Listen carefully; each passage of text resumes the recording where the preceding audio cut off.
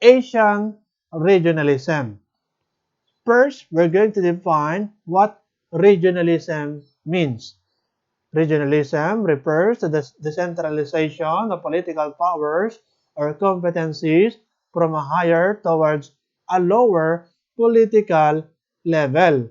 More specifically, it distinguishes between top-down from bottom-up regionalism, where top-down regionalism describes the centralization of competency or the establishment of regional institutions by the state, while the bottom-up includes all patterns of endeavors towards political decentralization from within the particular region. So, ito, bagong lesson under ng Unit 2, ano? The World of Regions.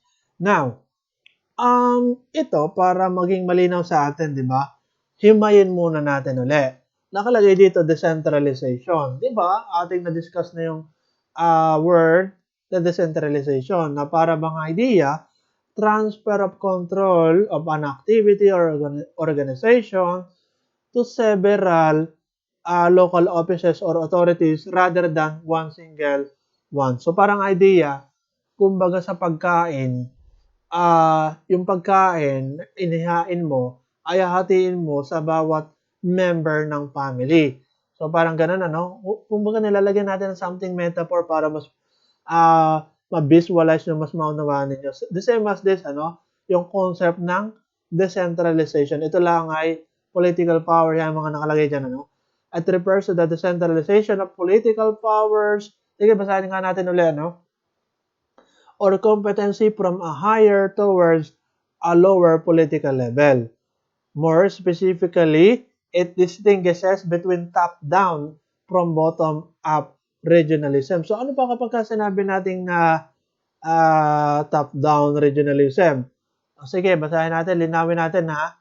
Top-down regionalism describes the decentralization of competency or the establishment of regional institution by the state. Meaning, kung i-visualize natin, di ba, top, nasa taas, then down. Ibig sabihin, yung makapangyarihang nasa itaas, ay i-share niya ngayon, okay, doon sa mga mababa, doon sa kanyang nasasakupan. Yun ang sinasabi natin na top-down regionalism. Describe the decentralization of competency or the establishment of regional institution by the state. While bottom-up, simula sa mababa, pataas, includes all patterns of endeavors toward political decentralization from within the particular region. Parang idea, palitan, di ba? Okay, so parang ganun ang idea para ma-achieve yung, sabihin na natin, equality, di ba? Parang ganun na naman ang idea, equality na naman. Okay? So, sige, next. Views of globalization in the Asia-Pacific and South Pacific. South Asia, sorry. So, ayan, ano? Asia-Pacific and South Asia na sinasabi natin dito. Now, well, basahin muna natin itong nakalagay sa unang paragraph. Globalization is an external phenomenon being pushed into the region by world powers, particularly in the United States and Europe. Kaya kung mapapansin natin, di ba, yung mga napag-usapan natin na economic integration, communion, mga custom union, yung mga ganon. Okay, political integration. Kung i-recall natin free trade areas, okay, in the past. So, parang laging ang tinutukoy doon ay European countries, di ba? Kasi nga, dahil makapangyarihan ng bansang ito, inland sa United States. Okay? So, ayan. Now, next, from this perspective, globalization can be understood as a process that transforms the Asia-Pacific and South Asia. Himayin natin kung ano ba yung tinatawag natin Asia-Pacific and South Asia. It is a force for good, bringing economic development, political progress, and social and cultural diversity to the region. Ngayon, itong tinatawag nating Asia Pacific and South Asia, sa pagkakaalam ko ha, hindi na to symbolic. Kumbaga, ito na yung mismong region. Okay? So, kung kanina yung global South at global North, symbolic lang siya. Ibig sabihin, hindi siya talagang literal na kung ano yung nasa country or nasa global hemisphere na South, ayun na yung ibig sabihin na South, ano? Na global South. So, ganon. And vice versa sa global North. Now, pansinin natin ito ha. The Asia, Pacific, and the South Asia. Okay, basahin natin. The Asia Pacific and South Asia refer together to the region of East or Northeast Asia. South Asia, the Pacific Island, and South Asia. Parang inuulit lang, ano? It includes, ito kasi nakalagay mismo sa ating module. So it includes some of the world's economically developed states such as Japan, South Korea, Singapore, and Taiwan, and highly impoverished countries. Okay? So, yan. Kapag sinabi nating highly impoverished, ay, sige, basahin muna natin, highly impoverished, parang idea, hindi ganun kaunlad or mahirap. Okay? Kaya sinabing impoverished. Highly impoverished countries such as Cambodia, Laos, and Nepal. It also includes the largest and most populous states on the globe, including China and India and some of the world's smallest such as the Maldives and Bhutan. Ngayon, ito mga tawag dito, Asia Pacific and South Asia. Sige, bigyan ko pa kayo ng idea kung ano yung mga Asia Pacific countries such as Japan, Indonesia, China, India, Thailand, South Korea, Singapore, Hong Kong.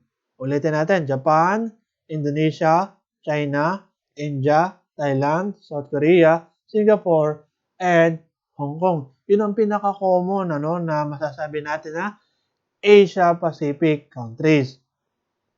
Ngayon, ang tawag dito, kapansin-pansin sa atin yung mga countries na aking nabanggit ay talaga nga namang mauunlad na bansa. Sige, mamaya bigyan natin ng pansin ito. Ito mga Asia Pacific. Next, we have South Asia. 'Di ba? Dalawa siya. Asia Pacific and South Asia. Yung Asian regionalism. Under naman ang South Asia, we have Bangladesh, Bhutan, India, Pakistan, Nepal, Sri Lanka, Afghanistan, and the Maldives. Ito naman, yung mga mahirap na countries. Okay, na hindi siya symbolic, but talagang makikita mo sa region, na kabilang itong mga South Asia, okay, yung mga nabanggit na country na mahirap. Okay? Na hindi lang basta siya symbolic. I mean, hindi siya symbolic. Kung mapapansin natin, 'di ba? Tawag din kung babalikan natin, Southeast Asia. 'Di ba? South Asia ang binabanggit, pero Southeast Asia. Ano yung mga Southeast Asia? Unang pumasok sa aking isipan ay Pilipinas. Okay? So, 'di ba? Pilipinas, Malaysia, yung mga ganun. So, Vietnam. So, Southeast Asia. So, kumbaga yan, nirelate lang natin. Now, tawag dito, may nakalagay pa pala dito, no? So, sige, basahin nga muna natin. The Asia and South Pacific has emerged over the past decade as a new political force in the world.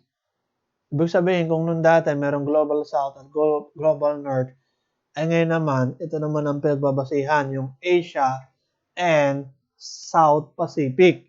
Okay? So, ayan. The economies of Japan, Korea, Indonesia, Vietnam, and Pakistan have a strategic relevance in today's global system. They are the focus of global powers outside of the region. Sige, next. Basahin muna natin ito. Asia Pacific and South Asia's impact on globalization. Asia was the central global force in the early modern economy. So, tandaan nyo yan ha. Asia was the central global force in the early modern world economy. Yun ang pinag-uusapan natin yung kasalukuyan, modern world. Ano? It was the site of the most important trade routes and in some places more advanced in technology than West. Ano yung mga West? Yung mga United States. Okay? So sa science and medicine, colonies in the Asia-Pacific and South Asia influenced the West and vice versa. They were often laboratories of modernity. Ito, something interesting din to. Sige, mamaya, banggitin natin kung bakit. Laboratories of modernity kasi, nabasa natin, ano? Colonialism was not simply a practice of Western domination, but a product of what one thinks of Western and modern. Now, ito, ang tawag dito, banggitin natin yung ilan, ano? Ito ay last na, no? Under dito. Siguro mga anim yata ito, under ng Asia Pacific and South Asia Impact on Globalization. Para mas maging malinaw sa atin, enumerate natin. Una, Japan embarked on procuring raw materials like coal and iron, unprecedented economies. When we say unprecedented, never done or known before. Meaning, hindi pa nila nagagawa dati, pero sa ngayon, nagagawa na nila. Unprecedented economies, or sabihin na natin walang nakakagawang gano'n na ibang countries. Okay, pero ngayon may nakagawa na. Yun nga yung Japan, no? Particularly yung sinasabi natin raw materials like coal and iron. Now, basahin natin, i-continue natin.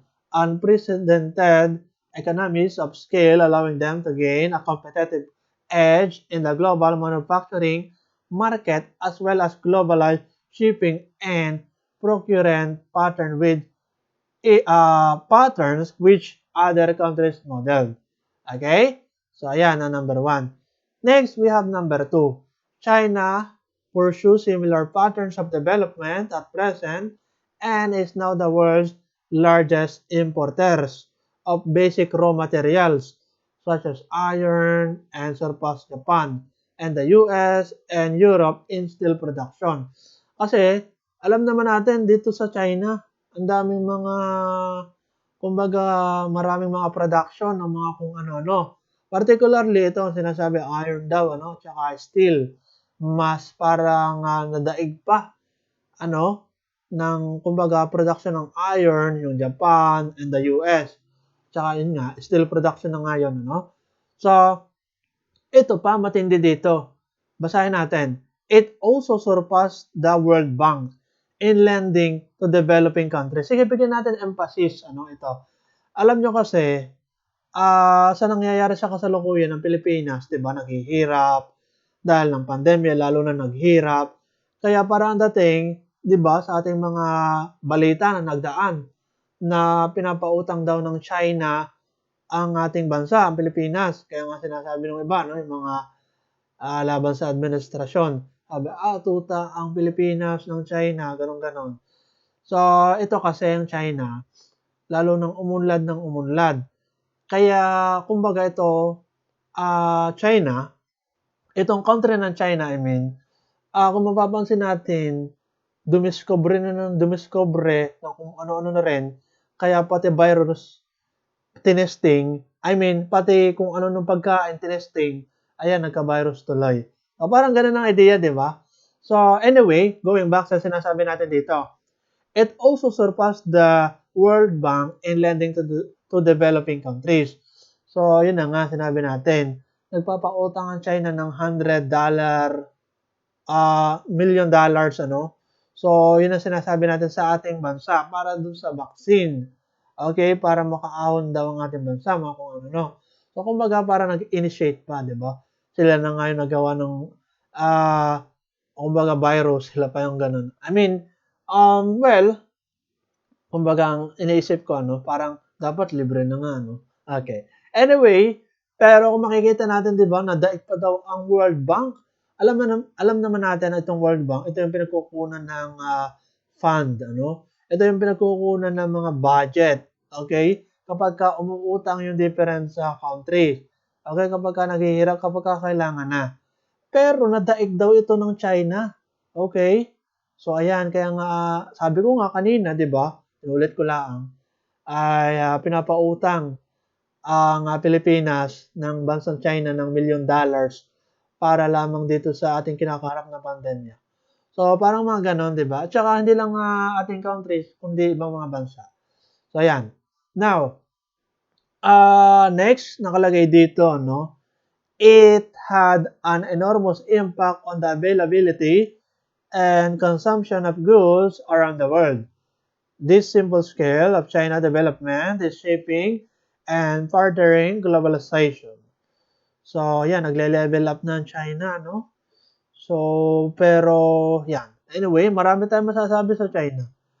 Okay, anyway, sige, next. We have number 3. India opened up and emphasized an export-oriented strategy. Ito naman ang emphasis sa kanila ng mga bansang India. Export-oriented strategy sila. Textile. When we say textile, ito yung mga pagmimina. Or sabihin na natin yung mga pagtatahe, ano? Yung mga ganong trabaho. Ano nga bang tawag doon? So anyway, yan, textile and other low-wage sectors have been a key part of the economy with highly successful software development export. Ito napansin ko dito sa statement ng highly successful software development export. Naniniwala ako dito kasi itong India, kilala ito sa mga marami diyang mga tao magagaling sa math, magagaling sa mga technology, 'di ba? Related din sa technology. Okay? So, tawag dito talagang maunlad na bansa itong India. Yung mga marami diyang mga mga magagaling sa computer. Kaya kung mapapansin nyo sa YouTube, pag kayo nanood, mapapanood nyo laging galing India or language sa India, mga Indian, kapag ang pinapanood nyo ay related sa technology, okay, mga tech, mga ganon. So, yan. Kaya yan, so kung nirelate lang natin, kaya nakalagay dito, highly successful software development. Okay, related sa computer yan. Okay? So, yung mga ganun. It also plays a key role in global service provision as trend and outsourcing and offshoring increase. Okay? So, ayan. Now, next.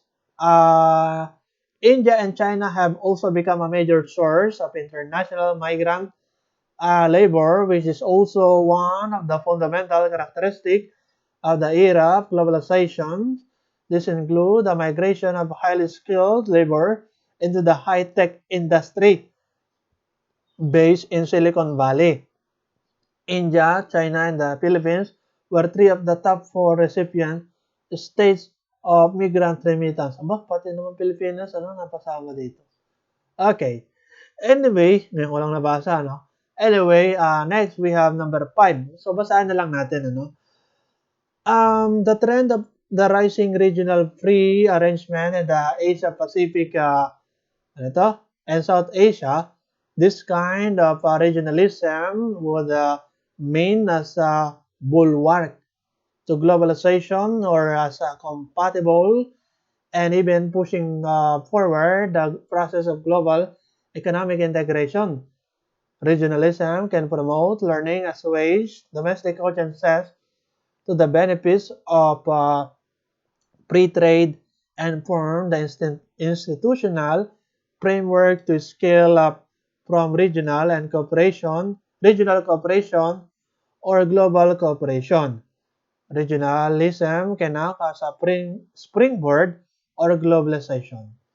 Okay, sige, basahin na lang natin para tayo magtuloy-tuloy. Ito naman ay madali nang intindihin. So, may tinatawag tayong open regionalism. One distinguishing feature of regional institution in Asia-Pacific and South Asia is the adoption of open regionalism, which aims to develop and maintain cooperation with outside actors. So, ano ba kapag sinasabi nating open regionalism?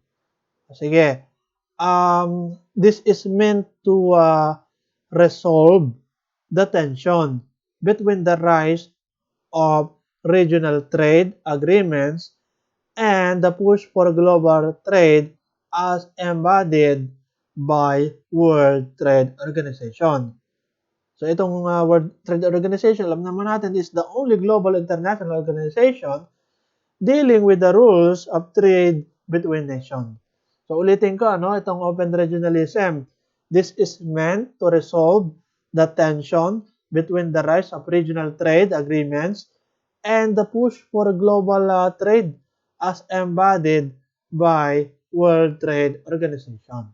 Alright? Now, meron dito nakalagay open. Open refers to the principle of non-discrimination, more specifically, an openness in membership, an openness in terms of economic flows. Open regionalism is embodied by Asia-Pacific Economic Cooperation or APEC. Kaya nga alam natin yung APEC, 'di ba, yung samahan, okay, ng Asia Pacific, kabilang dito yung Pilipinas. 'Di ba? Sa pagkakatanda, itong APEC, yun nga, it talks about economy ng Asian countries, Asia Pacific. So APEC. So 'di ba, nagkaroon ng meeting doon dati, ng ating pangulo sa iba't ibang bansa, yung APEC summit, 'di ba? Sa pagkakatanda, APEC summit, mga ganun. So ayun, naalala ko lang. So yun yun, Yun yung sinasabi nating connected sa sinasabing open regionalism, in which parang dapat open, dapat open in terms of membership and openness in terms of economic flows. Okay? So ganun. Sa mga connected na Asia Pacific, mga ganun, 'di ba? So yun ang sinasabi natin. All right? Now, ito na yata last, in culture and globalization in the region, the source of a wide variety of cultural phenomena that have spread outward to the West and the rest of the world is the region. So ngayon, ang example nito, sige, basahin nga muna natin ulit. In culture and globalization in the region, the source of a wide variety of cultural phenomena that have spread outward to the West and the rest of the world is the region. Anong is the region? So, tinutukoy dito yung yung Asia Pacific and South Asia. For example daw, ang tawag dito, ang common example, we have, for example, sa Japan, including anime, Power Rangers, yung mga ganun, yung mga makikita natin na become regional and global phenomena, meaning, pati tayo nakakapanood ng mga galing sa kanila, galing country. Galing sa kanilang country, for example, yung yung mga different anime. So parang ganoon, pinag-uusapan natin dito cultural phenomena. All right? So for example na lang din, 'di ba, pinaka-common, the regional and global rise of Korean popular culture called K-wave, comprising of Korean dramas, music, yung K-pop, and as much ito yung mga dati na, yan, yung mga Gangnam Style, yan. Pero pinaka-common ngayon, di ba, yung mga K-pop. Sabi nung iba, nalamon ka na ng sistema. Kasi, ikaw yung Pilipino, ngayon nagke-K-pop ka na nagke-K-pop. So, magagalit sa'yo sa Rizal niyan. Okay, so yan. So, kumbaga yan, lang natin, kinoconnect lang natin. So, parang idea, mahalin mo ang sariling atin. Okay?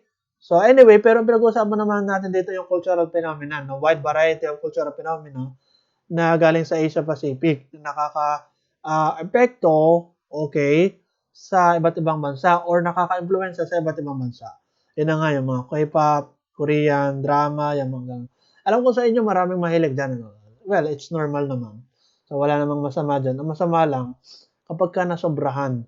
Okay? So lahat daw ng sobra ay masama. Okay? So, yan ang sinasabi natin. Ako personally, mahilig ako sa anime, So, yung mga ganun. Nanonood ako ng mga anime, yung mga One Piece. Yan, sinusubaybayan ko rin yan.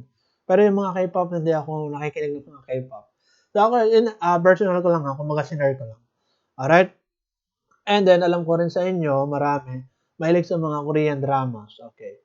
So, actually, marami rin akong kakilala, ganun, mahilig sa Korean drama. Personally, okay, yung mga kapatid ko, yung iba, ay nanonood ng mga Korean drama, mga ganun. Pero ako personally, hindi ako nanonood ng Korean drama. Anyway, yan, sinare ko lang. Now, tawag dito, Asia Pacific and South Asia are on the receiving end of globalization. The region serves as the source of many aspects of globalization process which can be seen in history, economy, political structure, and culture. Alright? So, ayan. Actually, hanggang dyan lang muna ang ating discussion kasi nga, yung mga susunod na topic under pa rin ng Asian regionalism ay hindi naman gaano kahalagahan. Ibig sabihin, wala kang kayong makukuha masyadong term doon, ano. So, more on paliwanag lang din, ano. So, I think I have to just provide you na lang, ano, yung extra notes with regards to continuation of this Asian regionalism. So, under ng continuation, we have the region making the Southeast Asia and middle class formation. Okay, yung the third wave, two salient points in the history of East Asian middle class formation, middle classes in the Philippines, regional implication of middle class formation in East Asia. Okay? So, ayun, ano, yung mga natitira na ating parang lesson under ng Asian regionalism. Okay? So, ayan. Okay. So, balik tayo. So, ayan. Diyan nagtatapos ang ating lesson with regards to the Unit 3. Ano? So, ang tawag dito, Unit 3 natin ay yung the world of regions. Yung kanina, no, yung Asian regionalism at yung Global South at Global North. So at least natapos natin ng buong buo, kumbaga, no? So, ayan, diyan nagtatapos ang ating lesson na coverage ng ating midterm examination. So, yan, at least natapos natin, ano, yung dalawang lesson in just one sitting. The lesson 6, we have the Global South and the Global North. And the lesson 7, we have the Asian regionalism. So, ayan, dyan nagtatapos ang ating lesson, ano, sa Unit 3. So, actually, Unit 3 yon. Okay. So, salamat sa ating pakikinig, sa inyong pakikinig, sa ating natapos na lesson. So, I hope you learned something new from that particular lesson. So, be prepared na lang sa ating midterm examination. So, hanggang doon ang ating midterm examination. So, at least iraos natin na maitapos itong ating panibagong lesson sapagkat ako personally so masasabi ko sa inyo, nag-a-adjust pa rin ako hanggang ngayon sapagkat, yun nga, may share ko lang, kakalipat lang namin ng tahanan. So, nasa Lipa, Batangas na ako. Nung dati, sa mga nagdaan, nasa Batangas City pa ako. Kaya kung mapapansin nyo, iba na yung background ko, ano? So, ganun. So, talagang medyo mahirap on my part, ano, kapag ganitong nag-a-adjust. So, sige, anyway, salamat sa ating, sa inyong pakikinig, my dear student, particularly my MEXE student. Thank you for listening. I hope you learned something new from this lesson. So, God bless and have a nice day and goodbye. So, next week, paalala ko lang ay wala muna tayong uploaded na lesson. Okay, sa ating Google Classroom. Kasi nga midterm examination ninyo. Okay, so yun lamang and have a nice day and God bless you.